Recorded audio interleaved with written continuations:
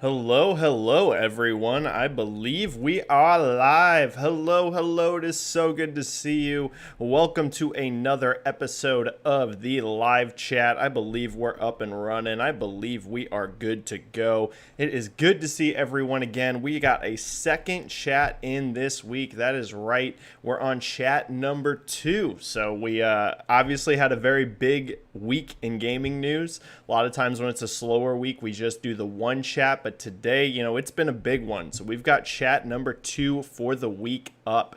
Couple things we can talk about, of course, as always. Nintendo released their financial reports for Q1. Absolutely insane numbers. We're talking like actually pretty much mind-blowing numbers coming from Nintendo.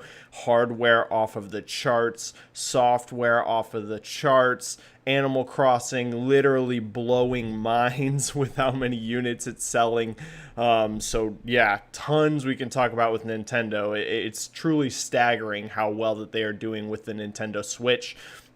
So we've got that we can break down. Rocksteady just confirmed what has been rumored for a long time, and that is that they are making a Suicide Squad game. We can talk about what that means, expectations, if people are excited or not for it. Sony just had a state of play yesterday that's being mixed with very mixed receptions online. There's some cool stuff in there. Alan Wake, hello. I'm an Alan Wake fanatic, so I lost my mind when we saw Alan Wake.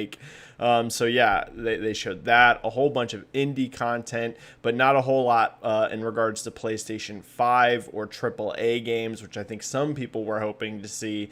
So not really much there for that kind of audience, but there was a few exciting things we can break down if you'd like. We have xCloud and Apple and Microsoft pretty much in a battle.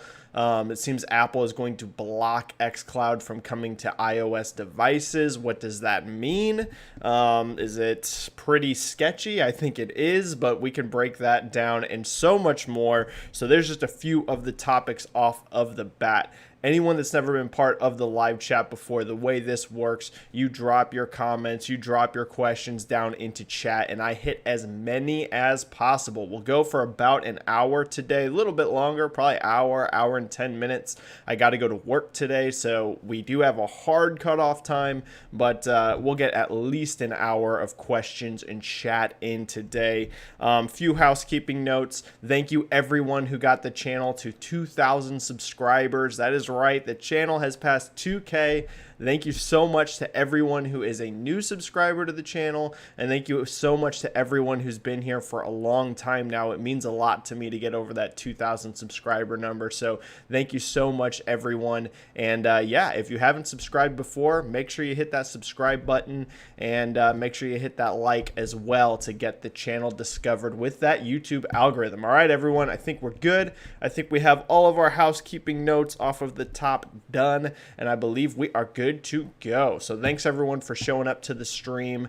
Let's dive into your comments and your questions. Red Hood right off the bat with question number 1. Do you think it's possible we might get a Venom video game from Insomniac down the line if DC anti-hero game Suicide Squad is a huge success? Could we see more anti-hero games in the future? This is actually a very good question, Red Hood. Very good question. So we're seeing now in the movies, people start to explore more standalone anti-hero movies. We had Suicide Squad a couple years ago. We just had Joker, come out recently, which did very, very big. So clearly, people are in media toying with that idea more. Venom had a standalone movie. They're going to go forward with a Venom sequel. There's another Suicide Squad movie on the way. And now we're starting to see video games explore that a little bit with a Suicide Squad game coming. So Red Hood, it's a good question. We know Venom is a very popular IP, very, very popular. He's easily one of the most popular Spider-Man related characters that there are out there.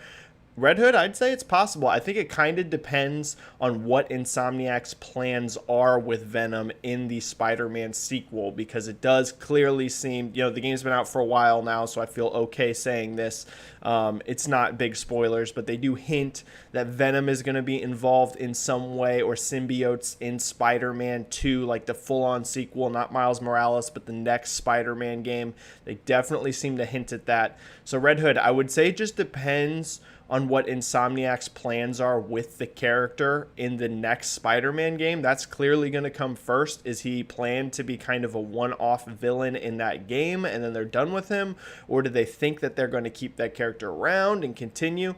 So Red Hood, I would say it's possible. It's possible because Venom's really, really popular. We have a Miles Morales spinoff. There could be a Venom spinoff if Suicide Squad does really good. Red Hood, I would rank it as possible. I wouldn't say it's like a lock or anything like that, but it's definitely possible. Timur72299, hi Benji. When do you think we will see Pokemon series pass 400 million copies sold? Considering the series now sits at 368 million copies as of March 2020. Ooh, fun question here, Timur. Let's think. So it's at 368 million right now. For anyone that didn't see, Sword and Shield is now over 18 million units and is the best-selling Pokemon game of the last 20 years. And it is nowhere near done selling yet, especially with DLC on the way. Big expansions. There's an expansion pass. So it's going to sell millions of more units than it has even already. So it's already at 18 million. You're going to see millions more after that. So let's think. We're at 368. I suspect Pokemon Snap can sell 10 million. That's right. There's a new Pokemon Snap coming out, I believe, at the end of the year.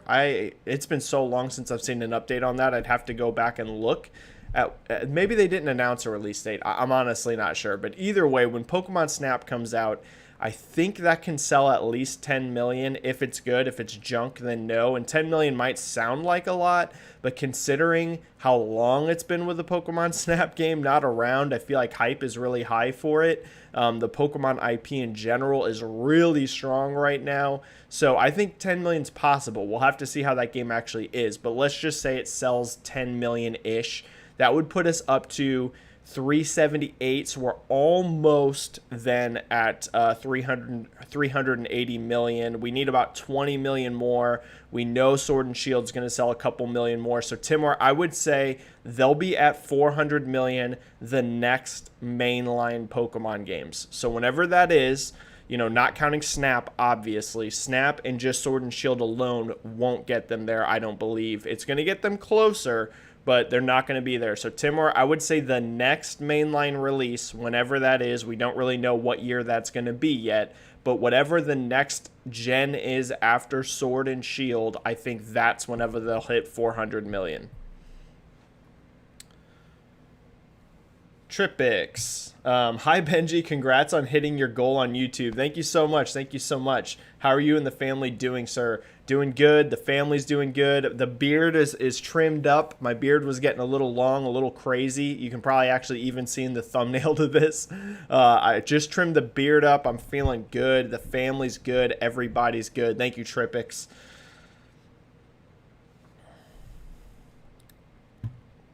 Elias Stapleton. Hi, Benji. I have a question.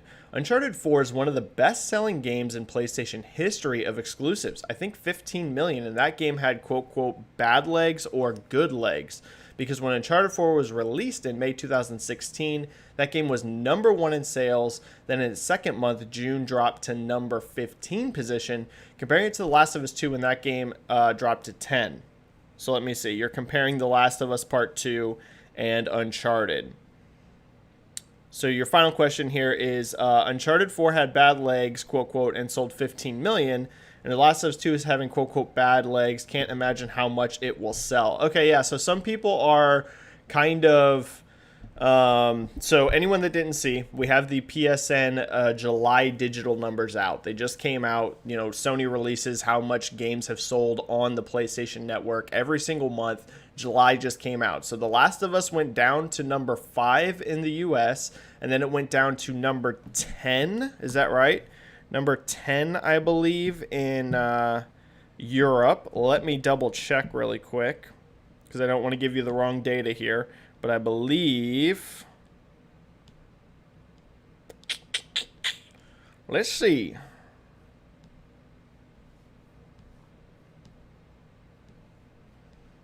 Dang.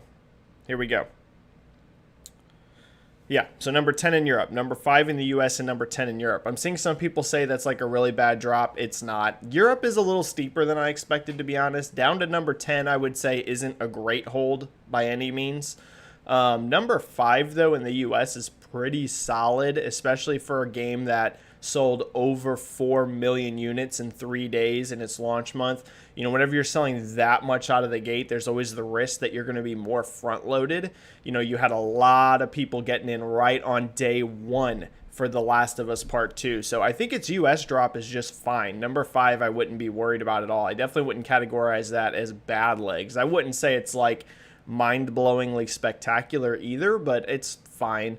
Number 10 in Europe is steeper than I expected. That is a bigger drop than I thought you would see in Europe. In fact, I actually was thinking that there was a good chance that Europe would hold better than the US. You know, I actually thought there was a really good chance of that. So I will say it's Europe drop a little steeper than I thought it would be, but the US just fine. It's going to sell definitely way over 10 million units. Who knows how many units exactly for The Last of Us Part 2. It's too early to state an outright lifetime projection on that, but definitely over 10 million. Could hit 15 million, who knows. Here's one thing I will say. I find it very unlikely that The Last of Us Part 2 opened bigger than Spider-Man, right? It took Spider-Man's record away from it for the fastest selling PlayStation exclusive on PlayStation 4. So The Last of Us beat that, but long-term, Spider-Man is going to outsell The Last of Us. The Last of Us, I do not believe, is going to have the same kind of legs as Spider-Man. So I do think that Spider-Man is a bigger game than The Last of Us Part 2. I think a lot of Last of Us Part 2 sales got funneled really, really early, and legs will be good-ish. They'll be fine, but not spectacular like we're seeing with Spider-Man.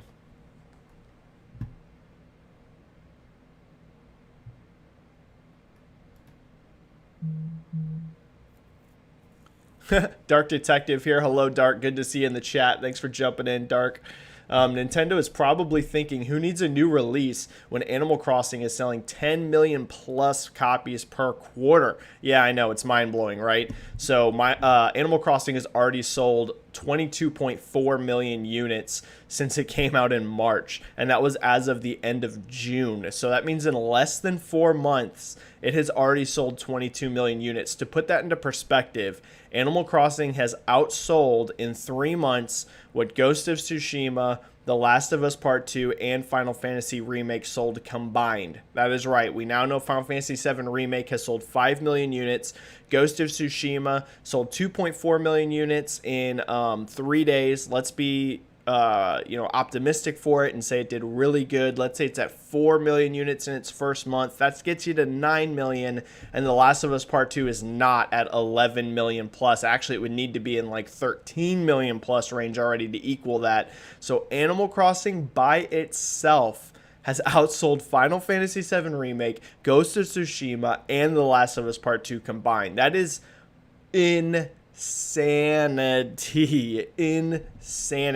Animal Crossing is going to go on to be the best-selling Nintendo Switch game ever. You know, who knows, maybe something down the line outsells it, but it'll pass Mario Kart 8 by this fall, this holiday, unless Mario Kart gets a crazy boost. But the rate that Animal Crossing is selling is far faster than Mario Kart, so it should become #1 selling Switch game lifetime within the next, couple months. So that's absolutely mind-blowing. So yeah, Dark Detective, you're spot on. Animal Crossing really kind of quote saved the Switch this year. That hasn't mean that the Switch has had like a terrible software year. It definitely hasn't by any means. You had Xenoblade, you had Animal Crossing, you've had some cool stuff, but it hasn't been like a quote stacked year this year for Switch releases. So Animal Crossing by itself is just driving Switch momentum. It's insane. And then Dark with a follow-up here. On a serious note, with marketing cycles being so affected by COVID-19, a lot of holiday releases have very short marketing cycles. I know, right? That's a great point. In many cases, less than 4 months. It's been a trend for some publishers, such as Nintendo, who does it for their mid-tier releases, such as Paper Mario. Do you think short marketing cycles will become a new normal in 2021? And then last comment here from Dark Detective. Also, congrats on hitting 2,000 subs. Thanks, Dark. You're awesome. Yeah, so marketing cycles are going to be interesting, right? Like you said, a lot of these games are going to have very short marketing cycles. Let's mention Call of Duty. Call of Duty hasn't even been announced yet officially. It has been confirmed. Activision just mentioned, hey, Treyarch has Call of Duty, and it's still on track for this year. So it's a confirmed game, but it has not been officially revealed, and we're in August. So you got to think that game's coming out probably, I would say, November, right around the time the new consoles drop, maybe a little bit earlier. We've seen Call of Duty go in like October before, so who knows? But either way, it's going to be in like that October, November time range. So you're talking, yeah, a lot of these massive games, very short marketing cycles. Dark Detective, here's what I think. I think it might become somewhat normal in 2021 for, let's say, third-party games to have somewhat shorter marketing cycles. I think, though, like the really big quote-quote system-selling games are still going to have very long marketing cycles, especially early on, because right now Sony and Microsoft are really going to be trying to sell hardware. They're really going to be pushing these new consoles. So I think you're going to see in 2021 system-selling exclusives, whether that's going to be the next Spider-Man, whether that's going to be the next, whatever. We just saw Microsoft announce games that are clearly probably 2022 or later. So I think the big exclusive games will still have really long marketing cycles, but it might become more common that third-party games, yeah, it very well could be a thing. CMG, just as a thought experiment, how much more do you think Animal Crossing would have sold if it was multi-platform? Do you think that's what's keeping it from reaching Grand Theft Auto 5 levels of sales? Ooh, this is a good question, CMG. Let me think for a second. I think that definitely it would get a boost. There's no doubt about that if it was multi-platform. I would say especially on PC, if you added the PC platform in there. But the thing is Nintendo does such a good job of selling hardware from their IPs. Like, people that want to play Nintendo games buy Switches anyways. In fact, Switch has like a really high cross ownership percentage with Xbox and PlayStation households, especially in the US. Matt Piscatella from MPD has talked about that. There is a very high co-owning rate between Switch and other platforms. So CMG, I think you would definitely see a boost, but I don't think it would be one of those things where you would just magically double sales of Animal Crossing, because I think a lot of people are going and buying Switches that would play Animal Crossing regardless, whether they own an Xbox already or a PlayStation. No doubt you're going to hit a wider base with going multi-platform, but I think it might not be as wild of a gain as some might think, because I think Nintendo's selling Switches to people that want to play Animal Crossing.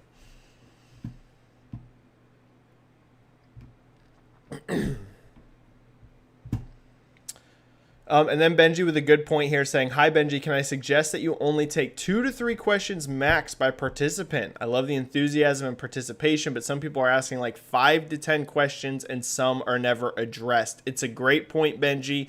As the chat gets bigger, as the channel gets bigger, I am going to have to find a way to streamline questions. Like, it's just going to have to become a thing eventually. Right now, we're still in a pretty good spot. Right now, my chat's on average around 100 live viewers at a time. Sometimes we're a little bit above that, right? Like, for example, the last chat, we were up into the 130s, almost 140. Actually, no, we were in the 140s. We're almost in the 150s at one point in the last chat. This chat, though, we've been hovering right around 90 viewers. So, right now the chat's not too crazy, but if the chat keeps growing, if it does get bigger, Benji, I will have to find a way to streamline the question. So I'm not sure exactly what method I'm going to go through with that yet. But yeah, at some point it might have to become a thing. But I get your point for sure. I'm going to try and mentally keep a note of whose questions I'm answering during chat and try to bounce around a little bit more. So I agree with you, Benji. I do need to be selective so I give everyone a shot.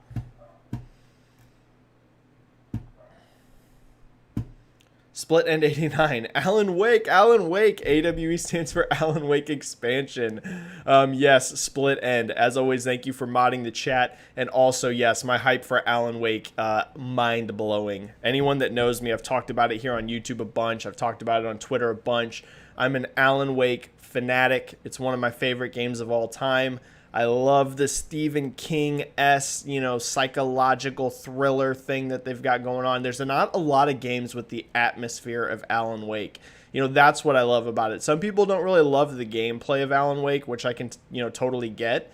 I wouldn't rank Alan Wake as like this 10 out of 10 in regards to gameplay. The gameplay's fine. It's serviceable. But the reason I love Alan Wake is the storyline and the atmosphere, and it just feels like you're playing a Stephen King novel come to life. And there's not many games like that. Even a lot of the horror games that are out there do not have that feel, right? If you look at stuff like Resident Evil, when I play Resident Evil, I'm not thinking Stephen King. Whenever I'm playing, a lot of these horror games, they just don't have that vibe. And that's what I love about Alan Wake. So yeah, I'm pumped out of my mind to see Alan back. It seems Remedy are hinting at like a full-scale Remedy universe in their next game. They said the payoff is down the line. I think this is our first hint at it. I actually think whatever Remedy does next is going to be much more tied in. Like Alan Wake's just a DLC here for Control. I think he's going to be a straight-up part of the next game probably, considering what they're hinting at. And then Split End, I'm going to get your follow-up question here too. What do you think is the likelihood of us knowing price and date of next gen in the next 2 weeks? DC Fandom and Gamescom seem to control the last full week of August. Yeah, Split End, I would think so. Jeff Grubb just came out with a great article over on VentureBeat where he was talking about like the whole pricing thing that's going on right now, the pricing war. Microsoft and Sony still not being 100% sure what they're going to charge at launch or what each other are going to charge. I would think so because as Jeff Grubb mentions in that article, and as I know from someone that worked in retail forever on the gaming side, like retailers are going to have to know how much they need to order for these consoles, what the price they're going to be putting on these consoles are. You can only push it off for so long. Like there is an actual limit on cutoff date on how long you can wait. The question is just where's that at before retail partners start getting angry? Because, people do get mad at each other behind the scenes. These companies are run by people. People run the companies. And at some point, Walmart, GameStop, Target, Amazon, they need to know the inventory and price they're going to have on these. So at some point, they have to communicate that. So I would say Split End, it's likely that we find out in the next 2 weeks. But considering how this whole pricing thing has gone this lead up in general, who knows? I could be wrong. Who knows? Killian, hey Benji, what is your most controversial gaming opinion? Oh, mine is Red Dead Redemption 2 was so boring for me. The story, acting, and level and polish was incredible, but the gameplay was boring / outdated in my opinion. I totally get that. A lot of people feel that way about Red Dead 2, actually, Killian. I get it's controversial because a lot of people like myself love Red Dead 2. I love that game. It's one of my favorite games of all time. But I totally get where people are coming from where they don't like the gameplay because it is slow. It's a very slow playing game. My most controversial gaming opinion would be... I'll just say a recent one. I'll say one right now. I don't know if this is my all-time, controversial opinion, but I didn't love Animal Crossing. I didn't really enjoy it, to be honest with you. A lot of people do. It's at 22 million units in 3 months, so this isn't knocking Animal Crossing. It's just not a game for me. I bought it. I thought, I had never really given Animal Crossing a fair shake, so New Horizons was going to be the one I really put time into, I thought. I was like, yeah, here we go, Animal Crossing, and I'll be honest, I bounced off it quick. Played Animal Crossing for a week or two, and I haven't touched it since. So that would be my current controversial opinion. I don't think it's a bad game at all. It's like actually very good for what it's trying to do, but Animal Crossing is just not a game for me. Like, I've discovered that it's just not my type of game. Rick Grayson: with digital skewing so hard, do you think, like I do, that the PS5 digital could meet Lockhart's price, knowing they would be guaranteed all sales of games digitally going forward and the full profits thereof? Lockhart still has a drive. No, it does not, Rick Grayson. It is an all-digital platform. Yeah, it actually doesn't, Rick. So the reports that from very reliable places like Windows Central and The Verge are that Lockhart's actually fully digital. So it actually doesn't have a disk drive. I don't think that PlayStation 5 digital will be able to match Lockhart, because I think Lockhart's going to be cheap. I'm telling you, $300 or less. I do not think it will be over $299. I really, really, really, really don't think it's going to be over $299, and I cannot see the PS5 all digital going that low. I think the PS5 all digital, my prediction is it's going to be $400, and the one with a disc is $500. That could be wildly off, but that's what I think. I think they're going $400 for the digital, $500 for the standard PS5. I think Lockhart's going to be $300. If it's above $300, I don't think that's very smart for what Lockhart is, with it being so much weaker than the Xbox Series X. Now, it's still going to play games great at lower resolutions and such, but there's going to be a big gap in power there. And I feel like if you have them close, only $100 difference between the Series X and the Lockhart, I feel like the Lockhart becomes kind of redundant. What really makes, I think, the PS5 all digital work, if it's $100 cheaper, is they're the exact same in terms of power. So you're sacrificing, what's the word I'm looking for here? Basically just the amount that your machine can do. You're getting rid of that disk drive. You're taking away options from yourself to go with the digital only, but games are going to play just as good as they are on the standard PS5. Lockhart, you actually have a legitimate power gap. Like, it's going to be not as powerful as the system, and it is going to be fully digital from the reports out of places like Windows Central. So I think it needs to have a big price gap, over $100 with the Series X. So, Rick, I just don't think they can match Lockhart. I think they are positioning the all-digital to be competitive with Lockhart. That's why I think you're going to have a $100 gap, but I don't think they can go as low as Lockhart, because Lockhart, frankly, just has weaker hardware than the PS5. They'd have to take a huge loss to match Lockhart. Like, we're talking massive loss. So I don't think so. But I think they are positioning the PS5 all digital to be competitive with it. Forzathon saying, hey Benji, I'm disappointed in Godfall's combat. It looks very spammy. What do you think? And then saying that the Pathless was the highlight for you from State of Play. Yeah, Godfall I feel kind of meh on. I'm not a hater on it like some people are. Like, some people really hate the way that game looks. I don't feel that way, but it also hasn't like floored me at all. Just kind of looks like eh.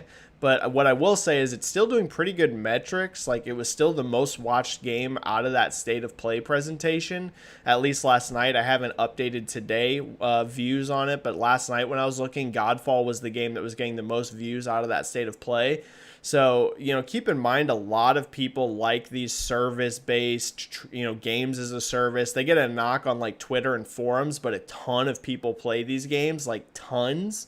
So, yeah, I would say Godfall to me has not impressed me. It's not a game I'm very excited for, but I don't think it looks terrible either. It just looks kind of okay, but it could find an audience. Like I said, all you have to do is you got to look at how many of the games as a service multiplayer games are dominating in terms of actual players, and you see what they're going for with Godfall. So who knows? We'll have to take a look. Baiko Sierras, hello Benji, did you check the digital ratio for Nintendo games in Japan this quarter? Xenoblade 126,000 via Famitsu versus 280,000 total. Clubhouse 171,000 versus 440. Animal Crossing 2.4 million versus 3.3 million, etc.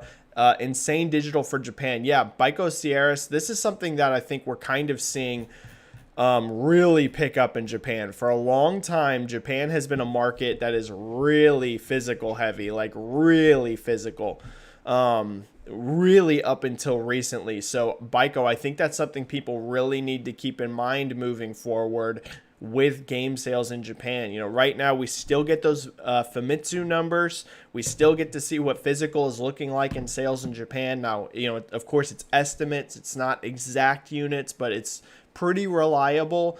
But what I'd say is Baiko, yeah, it's a great point. It used to be you could look at physical sales in Japan and have a very strong idea on what total sales in Japan were, even including digital. You know, you could add a small boost with digital on there, but nothing like crazy giant. It would be like, yeah, digital is going to add another, you know, who knows the exact percentage, but a small decent chunk to the sales. It was really that way up until the last couple years.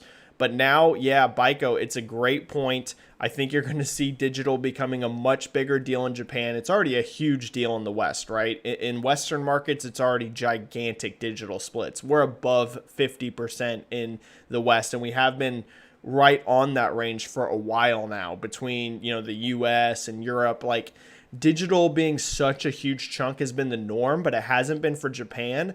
And yeah, that's changing. So everyone that's always, you know, really looking at Japan sales and loves talking about them on places like Reset Era and stuff, people are going to have to start factoring digital more heavy into what they think a game's selling.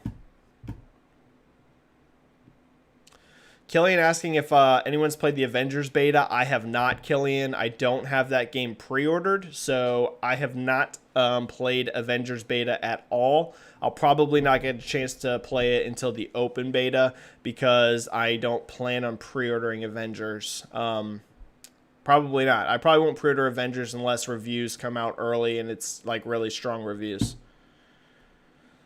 Costas. Horizon Zero Dawn PC already passed 56,000 peak. How much do you see it doing lifetime? So Costas, let's take a look right now because I actually have that pulled up because I've been tracking that all morning. What I'll say, Costas, is actually, as of now, Horizon Zero Dawn's PC peak is lower than I expected. Let me see. Let's take a look. Let's see where it's at right now. Yeah, 55, 56,000. These are good numbers, but they're actually not mind-blowing. Let's take a look here. For example, let me check something else really quick so I can show you a quick comparison here. So Death Stranding peaked at 32,000.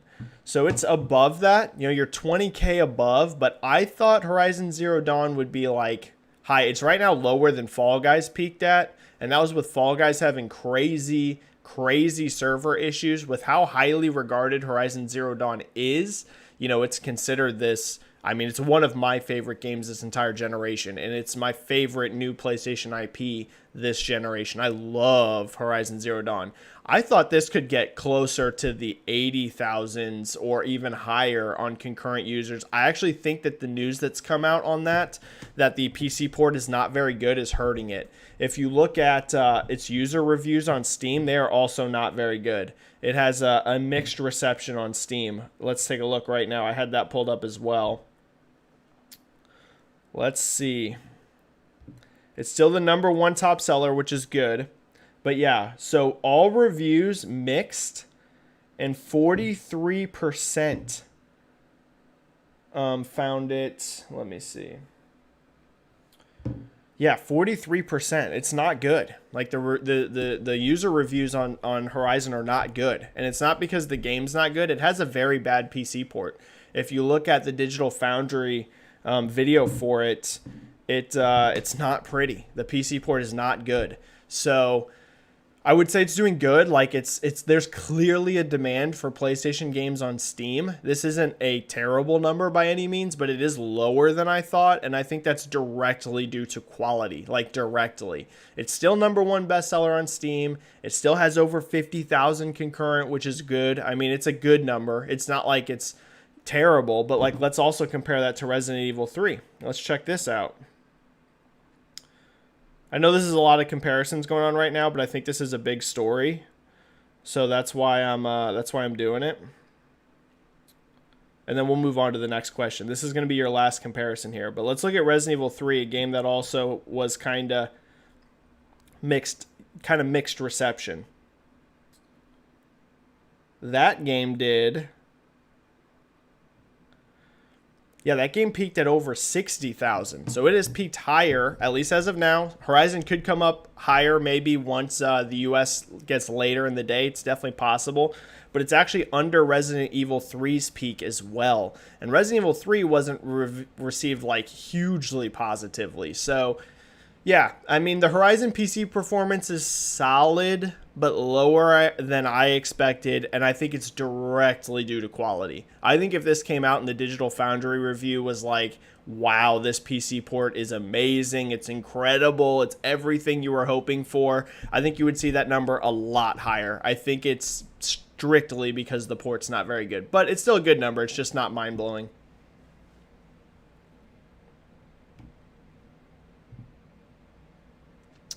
Kieran, hi Benji, do you see Animal Crossing being the best-selling game of the year, or can another game shock us and pass it? It said already over 22 million. Yeah, it's probably your best-selling game of the year because it still has a long time before these other games that come out are going to compete with it. You have Call of Duty, which is going to be giant. You have Cyberpunk, which is going to be huge. Here's what I'll say, Kieran. The only game that has a shot globally is Cyberpunk, and it's strictly depending on how big the PC version is, and even then it's probably unlikely. Now I do expect, I mean, y'all, we're talking insane numbers for Animal Crossing. I cannot stress this enough. 22 million units in less than 4 months. You know how insane that is? Kieran, the only game that has a remote shot is Cyberpunk. And that's if Cyberpunk is really good, really good, and the PC version blows up. That is the only one that's going to have any shot because Animal Crossing is going to be way over 22 million by the time Cyberpunk comes out. Because Cyberpunk's not until November. So Animal Crossing could be over 30 million by then. That sounds crazy, but its last number was as of June 30th. So that's all of July, all of August, all of September, all of October. I mean, yeah, it's going to be over 30 million. Karen, I don't think a game can beat it this year. Like if we're talking calendar year, I don't think it's possible. I don't think it's possible for anything to beat it unless Cyberpunk has a staggering launch. I mean, we're talking Grand Theft Auto levels of launch. That's the only way. Nothing else has a shot. No, there isn't a single other game this year that has any shot whatsoever of selling 30 million units plus before the end of the year. There's nothing. There is not a single game that's going to do that. So, Karen, it's Cyberpunk or nobody. Cyberpunk or nobody globally. There might be other markets that can sell better than Animal Crossing in that market, but on a worldwide scale, it's not happening. It's not happening unless Cyberpunk goes crazy.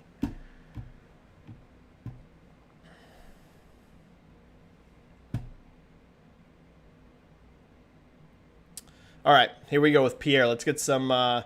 Hey Benji, great to see another live chat. The software numbers Nintendo reported are astonishing. Yes, they are absolutely mind-blowing. What's the ceiling for titles like Mario Kart, Animal Crossing, Zelda, Smash, Pokemon, etc.?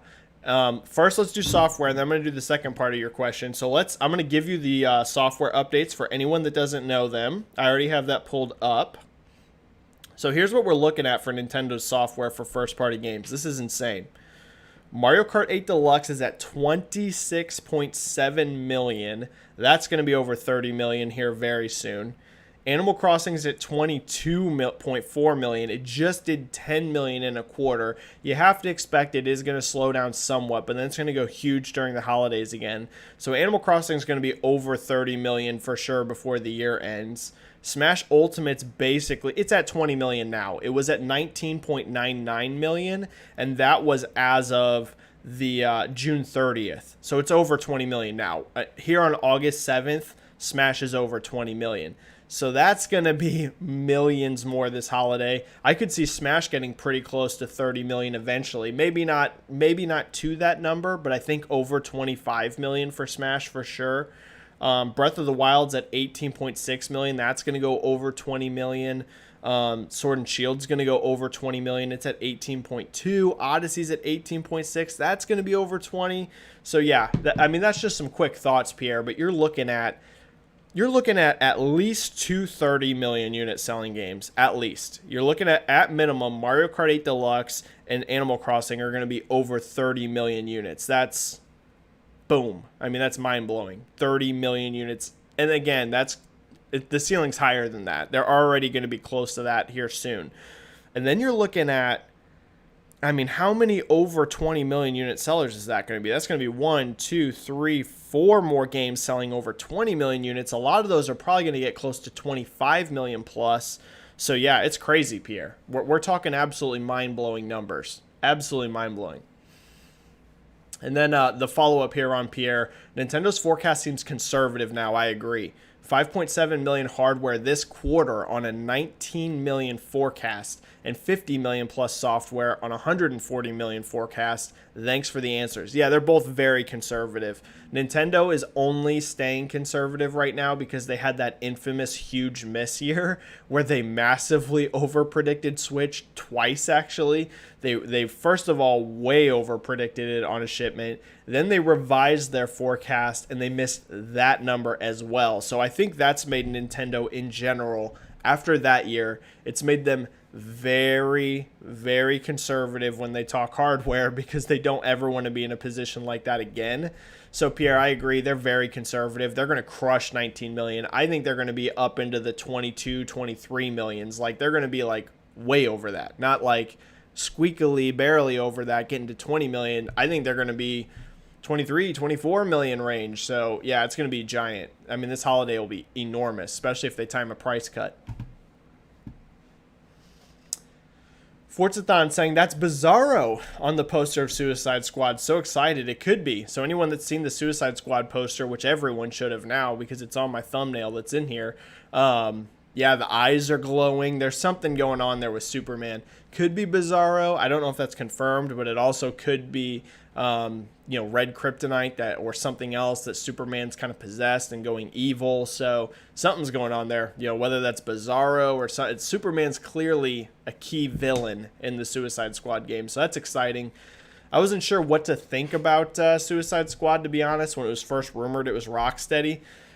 I read a lot of comics. I'm a big comic nerd guy. And I've never been a huge Suicide Squad fan. I'm just not super into that IP. But I'm excited. I'm excited to see what Rocksteady can do with it.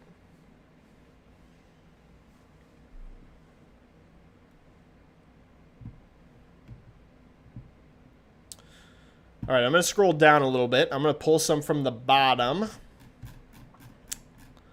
Let's go down and pick some from the bottom because we're about halfway through the chat here. I want to make sure I get some people that were late as well. Though we actually don't have too many questions today. I might be able to just hit everyone. It's not too crazy. So actually for now I'm going to just keep going from the top because the chat questions are not insane. They're not like the other day. The other day's chat was insane on how many. So let's just keep going from the top for now, and I'll go to the bottom if we start running low on time. Costas asking if GT Sport matching GT2 sales possible. Its players are about 12.5 million, and GT2 sold about 9 million. Costas, I hate whenever I have to be in this position, but I have literally no idea. We haven't gotten any really sales numbers for GT Sport in a long time. Like you said, just player numbers. So I honestly have no idea. I typically don't do a whole lot of guesstimates on sales based on player numbers. I don't use places like GameStat. That's not me bashing GameStat. It's just not something that I find particularly valuable for sales, specifically sales. My own personal opinion, other people, will feel differently. It's something I look into. I do find GameStat and other places to be interesting info, but I don't do like hardcore sales predictions off of them because there's a lot of factors that go into player numbers. So I have my honest answer, Gostas, is I have literally no idea. No clue. Forzathon, hey Benji, do you eventually see Alan Wake, Jesse Faden, Jack Joyce, and Max Payne team up in the future? Forzathon, I think their next games, not Max Payne. I don't think Max Payne will be involved at all because the rights to that are now with Rockstar. So I don't think Rockstar is going to let them use Max Payne. You never know; it could happen, but they don't have the rights to Max Payne, Remedy. And they also don't have the rights to Jack Joyce, technically. Microsoft owns the rights to Quantum Break, but I actually do think Microsoft's going to let them use that. Microsoft let Remedy have the Alan Wake IP back completely. Like, now Remedy has full control of Alan Wake. Remedy are like heavily hinting that this next game from them is like a full-on universe game, like heavily. Like all their employees even were tweeting about it, like Remedy universe, connected universe. This DLC to me seems to be fully setting that up. So yeah, Forzathon, I literally think the next game, whether that's called Control 2, whether that's called something completely different, like they just come up with a new name. Yeah, I think Alan Wake's in there, Jesse Faden's in there, and I think they are going to bring Jack Joyce and the Quantum Break universe into it somehow. I don't know if he'll be playable or if Microsoft's just going to let them kind of use some of the ideas from there and reference it or not. But yes, Forzathon, I think literally the next Remedy game is some sort of straight up connected universe game, which is exciting for me as someone that literally loves their games. Remedy is one of my favorite developers. Control was my game of the year last year.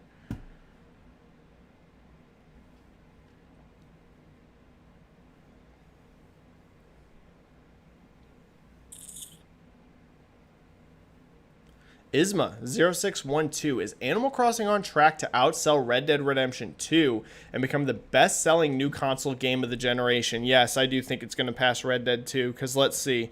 Red Dead just passed 32 million, is that right? Let me see. Let me see. I want to say that it passed 20 or 32 million, but I could be wrong on that. 35 million. Okay. Oh, no, wait. That was in January. How does nobody have an update on this? They just announced this. They just announced this.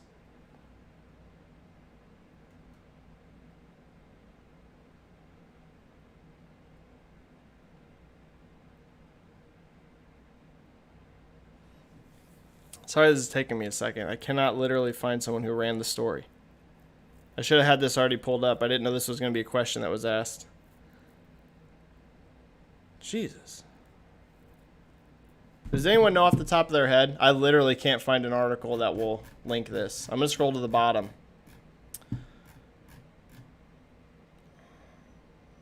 Does anyone know, really quick, does anyone know off the top of your head where Red Dead Redemption 2 was last at? I'm on the bottom of chat. If someone could drop that answer, I would love it. I'm having trouble finding and pulling it up. They literally just announced where it's at whenever they just did their report. But I just scrolled it, and all of the reports are from like January.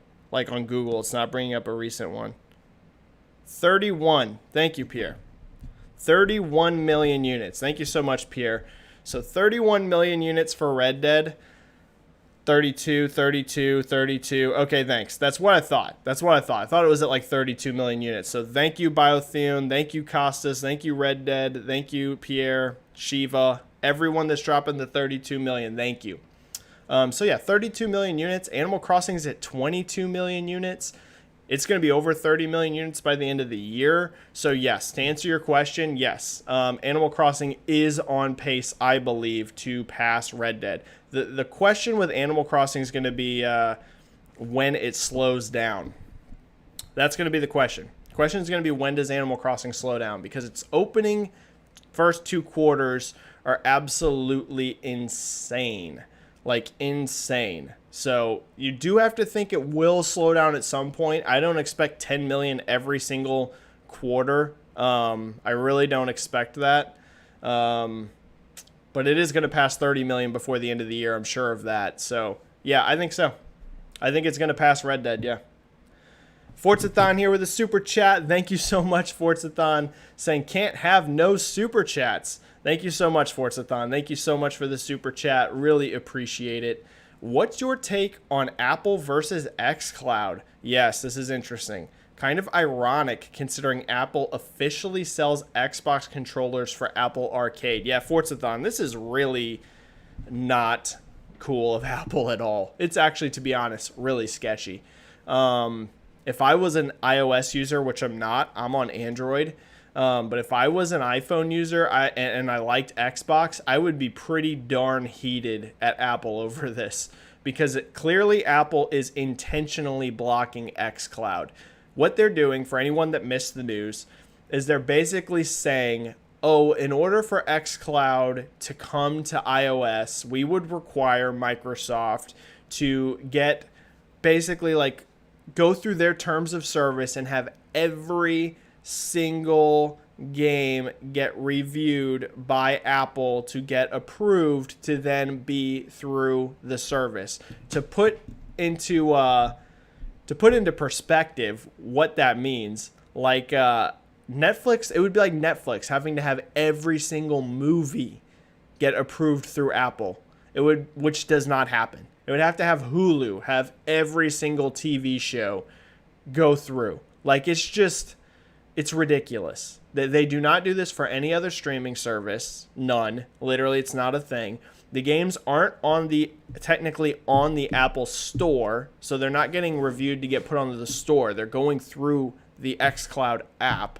So literally, it's straight up just blocking xCloud intentionally. Like, Apple is intentionally doing this because they see xCloud more than likely as a competitor to their stuff like Apple Arcade. So, yeah, it's really crappy, Forzathon. People should definitely make their voices heard over this, in my opinion. I don't know if it'll change Apple's mind at all, but people, if you're an Xbox fan and you're on an iPhone, I would be shouting from the rooftops that this is ridiculous because it's really anti-consumer. I don't throw that word around like often. You know, I'm not someone that's like always on the anti-consumer bandwagon, like screaming like, oh, this thing's anti-consumer and this thing's anti-consumer. But this is legitimately anti-consumer. If Apple is really going to go through with this, then they should be blocking Spotify. They should be blocking Netflix. They should be blocking Hulu. None of these services should be going through Apple iOS. If they're true to their word, literally none of those should be. So just xCloud blocked? Come on. It's so transparent. Just say it. Apple should just come out and say we don't want a competing service and we're not allowing xCloud. Because it's crazy. Like, that's what's going on with Sony, right? Sony doesn't want xCloud on PlayStation, and that's fine. I don't think anyone's mad at them for that, right? Trust me, I think if Microsoft could put xCloud on PlayStation 5, I think they would, to be honest with you. Sony doesn't want it on there, and I don't blame Sony for it. But Sony, like I said, they don't make stories up. Apple's just making stuff up here. They're just clearly blocking it. All right, let's go back up.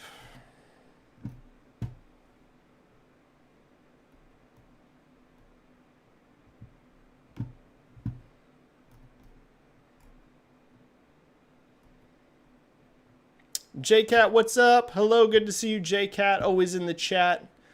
Hello, Joseph, who's saying hello. Benji. Hi, Benji. According to Imran Khan, I hope I'm saying his name right, Sony secured some high-profile timed exclusives that will shock the world. Your guess. Yeah, I saw this. So this is something that's kind of blowing up online. I think he said it on Kinda Funny, I believe, is where he mentioned this, was on Kinda Funny. Yeah, this wouldn't be the first time I've heard. I don't know the games, to be clearly frank with you. I have no idea. I have no inside info on this. But what I will say, Benji, is through the limited things I've heard, I have heard that Sony has been buying up exclusive rights to things. And like you're saying with the Spider-Man deal, I think we're starting to see that come to fruition. I have no idea what the games are, so don't worry, folks. I'm not leaking anything here. I literally don't know. But I would say I have heard that before, that Sony was aggressively looking. I heard Microsoft was too, but this was a while ago. It could be that that is true because we just saw stuff like Stalker 2 get announced for console only. Now, we didn't see a ton and maybe not quote megatons like Imran's hinting at here. So that could be misinformation I heard or whatever. But I heard both companies were going to be having some really big third-party exclusives. If I had to guess, this is a guess, from what Imran's saying, maybe Final Fantasy 16. We saw them do an exclusive deal with Final Fantasy VII Remake. We saw Sony and Square Enix just do a deal with Spider-Man. So, like, they already have a relationship there. Final Fantasy 16, I would say, is a contender. We know there's games like BioShock on the way. We know there's a Mass Effect game on the way. It could be one of these types of games, because I believe what Imran said was that they were games that you would typically think of as multi-platform. Mass Effect's a multi-platform. Dragon Age is a multi-platform. BioShock. So maybe something like that. A Dragon Age, Mass Effect, BioShock. You know, those are a few off the top of my head it could be, but I don't know. But it sounds like Sony's going really aggressive. Yeah. Sealder's Bane saying, "Hi, Benji, Lord of the Numbers. Thank you so much. Thank you so much. My Nintendo predictions were pretty good, huh? Pretty good. Not bad." Ruger saying, hello, Ruger.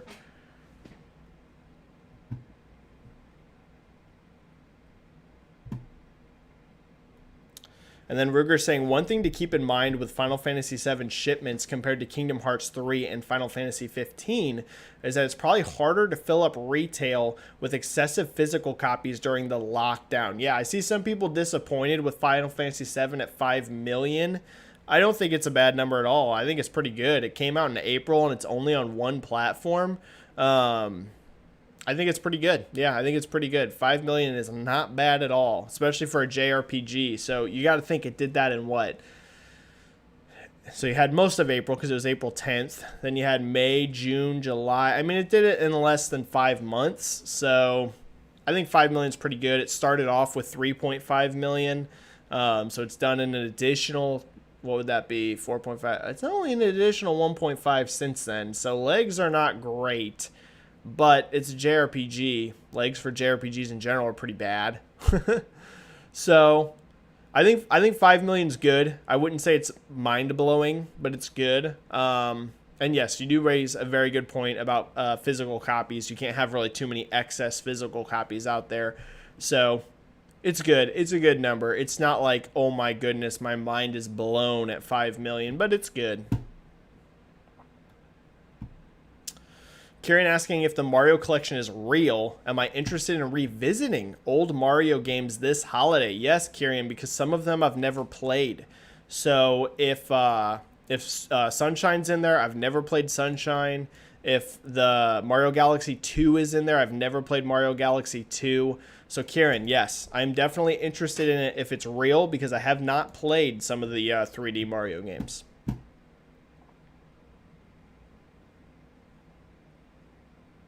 Byko, according to Bloomberg, Nintendo raises the Switch production to 25 million this fiscal year. Do you think this number is enough, or do you expect more shortages, especially with the holidays with this demand?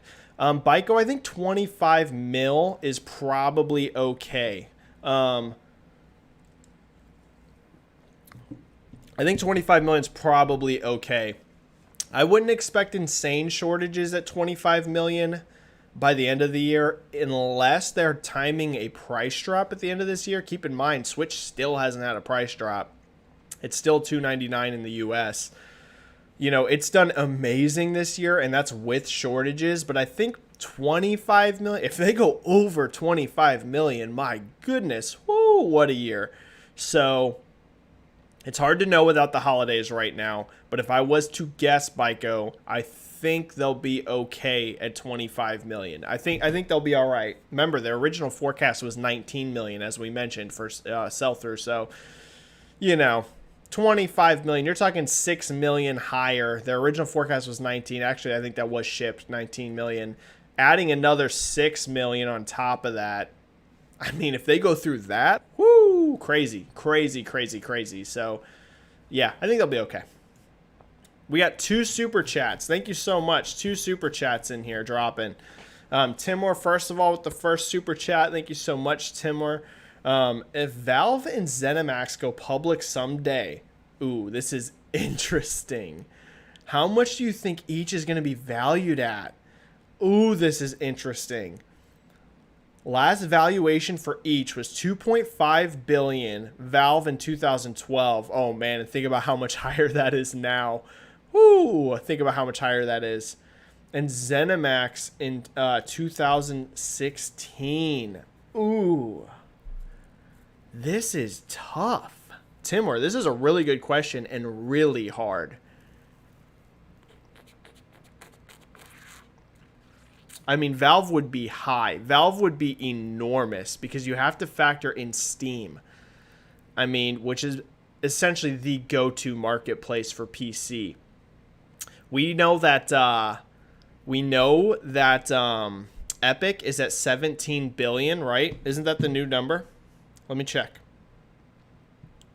All right, I think I'm right there. They just announced the new Epic valuation.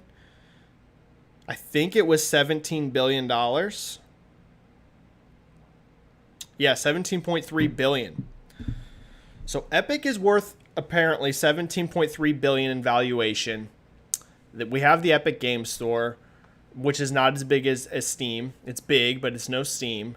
And we have Fortnite, which is gigantic. But Steam is the marketplace still, even with Epic being competitive. So it's going to be above that 17.3. It's going to be over 20 billion. It's going to for sure be over 20 billion. Like, I mean, keep in mind, Tim, we're here. I'm going ultra conservative. Definitely higher than Epic, 100%. Yes, I know Fortnite is huge, but I think Steam, whenever you're talking Steam, it's bigger than Fortnite and Epic Game Store combined. So I would put them above Epic. I don't really know how much over that. I really don't know. It would be tough to know what the market sees all of PC's valuation being. I mean, it's not all of PC, but the definitive marketplace on PC. So I'm just going to say above that. I don't know. It could be 30 billion. I mean, literally, who knows? Above Epic. I'm putting them above Epic. For ZeniMax, that is tough. Because ZeniMax has had some, ZeniMax / Bethesda basically, has had some huge successes, but they've also had some pretty huge misses. I wouldn't say huge misses, but like just not impressive. Wolfenstein 2 did not impress in sales. Dishonored 2 did not impress in sales. Prey did not impress in sales. These are good games. These are cool games. I mean, very, very good in terms of quality, but they were not huge sellers. ZeniMax, you're basically putting the valuation of Fallout, Skyrim, Elder Scrolls, etc. Like that's where the bulk of ZeniMax's worth is going to come from, is really those two IPs. Like it's really all about Elder Scrolls and Fallout. So I would put them pretty worthy, but I wouldn't put them above a company like, what's Ubisoft's current valuation? What's their current valuation?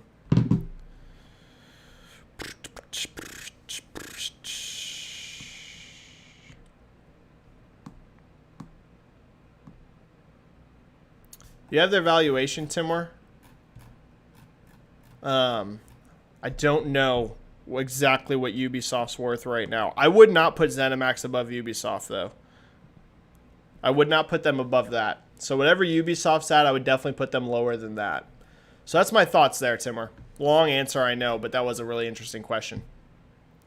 Mariano Pampa here with a super chat. Thank you so much, Mariano. Hey, Benji, with State of Play Pass now, does Xbox show the price and release date for Series X and Lockhart and their event? I think so, Mariano Pampa. I think we're going to get in the next, like kind of split end mentioned earlier, I think the next 2 weeks or so, I think we'll know, I should say before Gamescom Live. I think we'll know before Gamescom what these are going to be, because there's rumors that from Bloomberg that Sony has another event still in August, or I shouldn't say event, but news of some sort.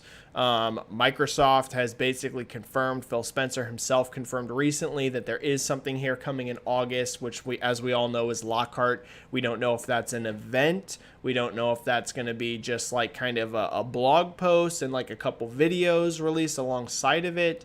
We don't really know. Mariano, I'm going to say yes. All right, Timur, you said Ubisoft is 8.5 billion. Yeah, I'm not going to put them in Ubisoft territory by any means, like way below that. So, yeah, I don't know. It's hard to know an exact number, Timur, but they're definitely not on Ubisoft level. Yes, Fallout's a giant IP. Yes, Elder Scrolls is a giant IP, but when you look at the stable of games, like I said, a lot of ZeniMax's IP have not been home runs lately. So far below Ubisoft is what I would value them at personally, far below it. And yeah, so Mariano, to finish that off, yes, I think we will know the release date for Lockhart and Series X here in the next couple weeks. I think someone's finally going to blink and announce that price. Kevin Kanye with a super chat, thank you so much. Late to the party, but just sending you support. Thank you, Kevin. Thank you. Keep up the great work. Thank you so much, Kevin. It's incredibly kind of you. Thank you for the super chat. It means the world to me. All right, how long have we been going? I've got 10 minutes until I have a hard out for work. 10 minutes, and then I got to go out. So let me answer some questions here from the bottom because we have a hard out with 10 minutes before I have to get ready for work. Nick Taylor saying you heard it here first. Grand Theft Auto 6 will be timed exclusive. Ooh, Nick Taylor. Bold prediction. I'm going to say no, Nick, because the price tag would be crazy. I'm just going to say it. I think Grand Theft Auto 6 will be the largest opening of all time in the history of the video game industry. The number one. Grand Theft Auto 6 will set a new number one record for the biggest launch the video game industry has ever seen. So I don't know that even Sony, I don't know if they have the money for that. It's a fun prediction. I like it, Nick Taylor. It's bold. I like a bold prediction. If you're right, shout out to you. But as of now, I'm going to predict no on Grand Theft Auto. I have seen this floating around a lot, but I literally don't think Sony has the money. I mean, they do if they like broke the bank on it, but we're talking billions. I think it'd be like, to make it exclusive, I mean, I think they'd have to pay over $1 billion. I know that sounds crazy, but I think they'd have to pay over $1 billion. That's how big I think Grand Theft Auto is going to be. Launch sales. Let's look. What was Grand Theft Auto 5 at again? It made $815 million in 24 hours. And 6 is going to launch bigger than 5. So yeah, they'd have to pay over $1 billion. They'd have to pay over $1 billion, in my opinion, to make Grand Theft Auto 6 exclusive. I don't think they're going to pay $1 billion. That's a lot of freaking money. $1 billion. I don't think so. I don't think they're going to pay $1 billion for one game. But, so that would be crazy. I mean, if they go that way, woo! But I don't think so. But it's fun. I appreciate it. I appreciate the boldness.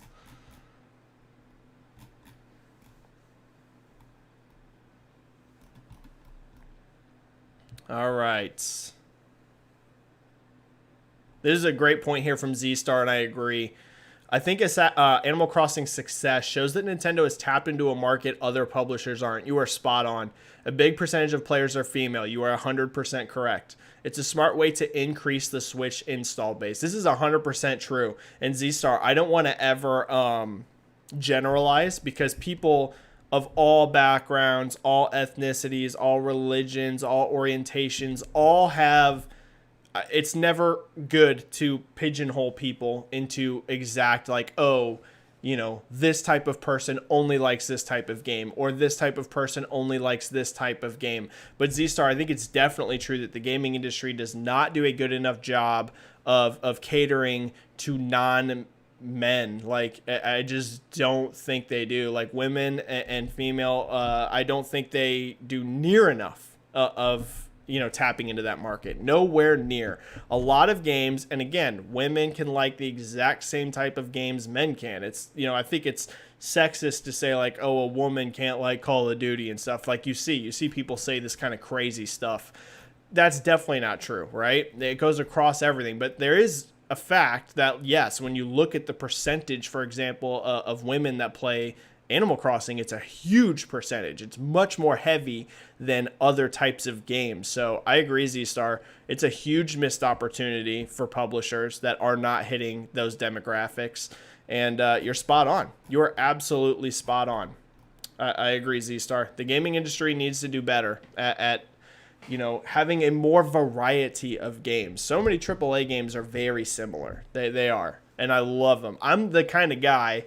I mean, let's look. My 3 favorite game of the year so far are going to be The Last of Us Part 2, Final Fantasy VII Remake, and Ghost of Tsushima. Those are my 3 favorite games as of now of this year. There's a similarity between them. They're all third person. They're all very story heavy. They're all action. They're all, cutting edge graphics. Like, they're very similar. There are definite differences.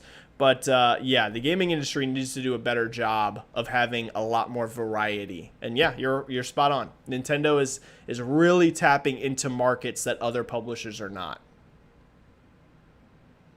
JCat saying, oh, my God, I was falling asleep when Benji called my name. Freaked me out.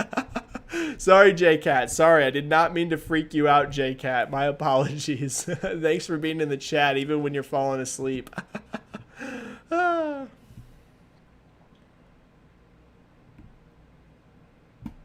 Sam Walton say you wouldn't be surprised if Suicide Squad was a timed exclusive. You know what, Sam? That's bold, but I like it.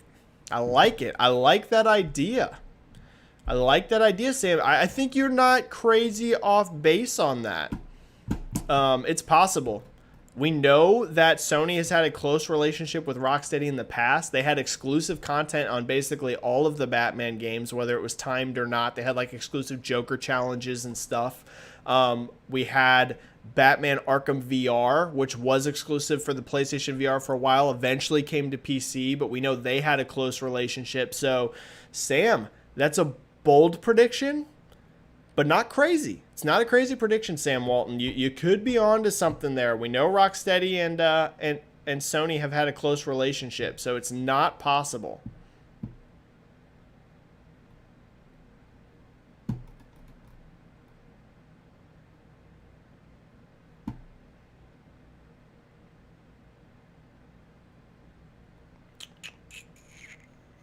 Let's see. Pretentious Carrot. Benji, do you think Sony is acquiring any other studios other than Insomniac? Pretentious, I would say it is definitely possible.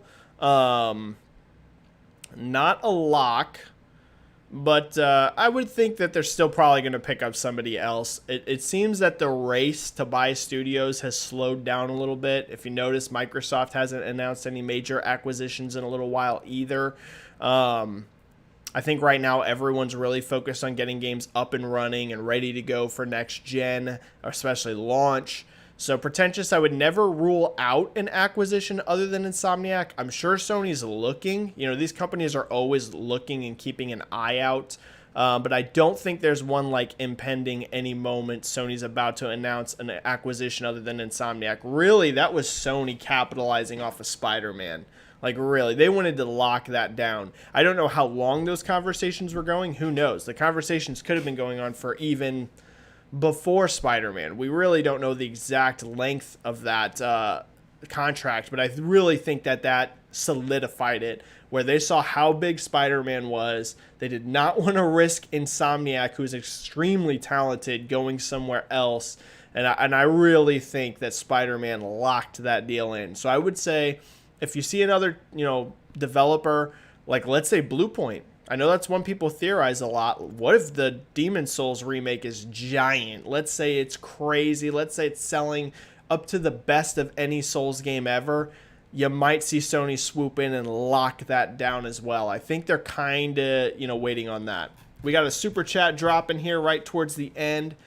2 at the bottom. 2 of them. We got Mariano Pampa here with a super chat. Benji, tell us, do you have any bold predictions? Let's think. A bold prediction. Something way out there. A bold prediction. Ooh. I don't know if it's bold or not. I think Halo Infinite could have 10 million players, not sales, 10 million players plus this year.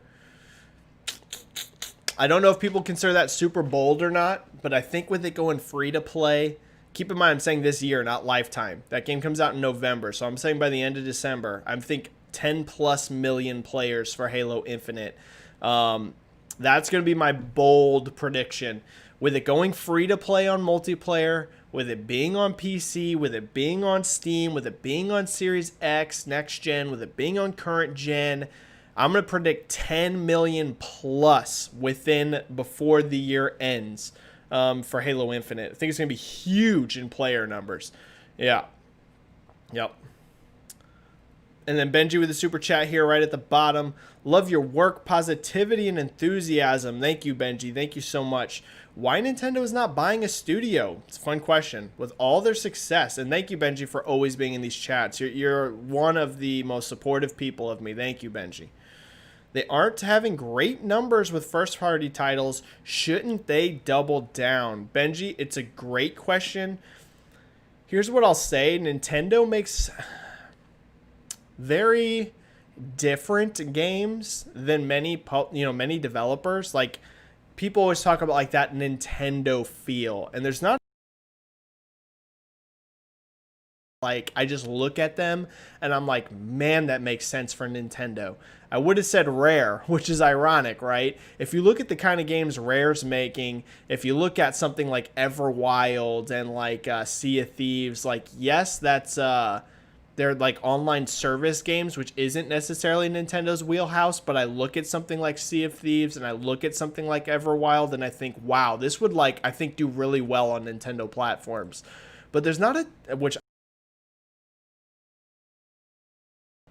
ton of studios out there that are independent still where I look at them and they're like, man, that just has that Nintendo feel. Like, they need to lock down, make that a Nintendo first party. I think that's part of it, is Nintendo likes to, at most, like, bring on a developer to work on their IP, but they don't buy that developer, and they don't publish. You see some stuff like Bayonetta, which is a risk. That was a risk Nintendo took, where it was an IP that's not owned by them, a developer that's not owned by them, and they paid for that exclusivity and funded it. So you do see Nintendo, I think, making a little bit more risks and non-Nintendo type games than they used to, but it still does feel like Nintendo likes, hey, here's our IP, we want our teams making them, or we want like a smaller studio making our IP. We're just funding it out to them. You know what I mean? You don't see a whole lot of Nintendo going out there and like, oh, like the Bayonetta situation. We don't own that IP. We don't own that developer, and we're making that exclusive.